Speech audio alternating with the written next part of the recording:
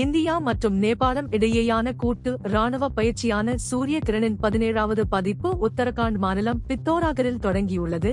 இது இரு நாடுகளுக்கும் இடையிலான வலுவான உறவை மீண்டும் உறுதிப்படுத்துகிறது.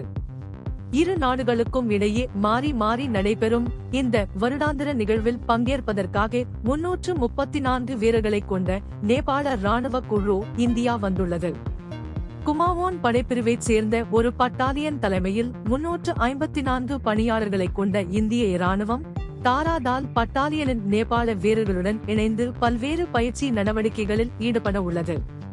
நவம்பர் 24 முதல் டிசம்பர் 7, 2023 வரை திட்டமிடப்பட்ட இப்பயிற்சியானது காடுகளுக்கு இடையேயான போர், மலைப்பாங்கான பகுதிகளில் பயங்கரவாத எதிர்ப்பு நடவடிக்கைகள் மற்றும் மனிதாபிமான உதவி மற்றும் பேரிடர் நிவாரணம் ஆகியவற்றை ஐக்கிய நாடுகளின் அமைதி காக்கும் நடவடிக்கைகளின் சாசனத்தின் கீழ் மேம்படுத்துவதை நோக்கமாக கொண்டுள்ளது.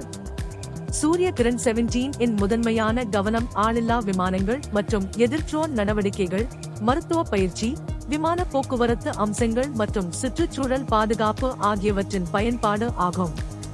இந்த நடவடிக்கைகளில் ஈடுபடுவதன் மூலம் இரு நாடுகளின் துருப்புகளும் தங்கள் செயல்பாட்டு திறன்களை உயர்த்தவும், போர் திறன்களை மேம்படுத்தவும், சவாலான சூழ்நிலைகளில் ஒருங்கிணைப்பை வலுப்படுத்தவும் முயல்கின்றன. இந்த பயிற்சியானது இந்திய மற்றும் நேபாள வீரர்களுக்கு இடையே கருத்துக்கள் மற்றும் அனுபவங்களை பரிமாறிக்கொள்வதற்கும், சிறந்த நடைமுறைகளை பகிர்ந்து கொள்வதற்கும், ஒருவருக்கொருவர் செயல்படும் நடைமுறைகளை பற்றிய ஆழமான புரிதலை வளர்ப்பதற்கும் ஒரு குறிப்பிடத்தக்க தளத்தை வழங்குகிறது.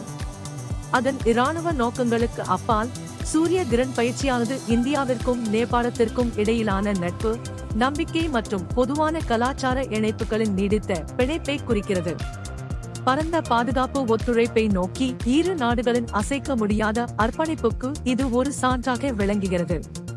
இந்த பயிற்சியானது பகிரப்பட்ட பாதுகாப்பு நோக்கங்களை அடைவதை நோக்கமாக கொண்டிருப்பது மட்டுமல்லாமல், இந்த இரண்டு நட்பு அண்டை நாடுகளுக்கு இடையே இருதரப்பு உறவுகளை வளர்ப்பதற்கும் தீவிரமாக பங்களிக்கிறது.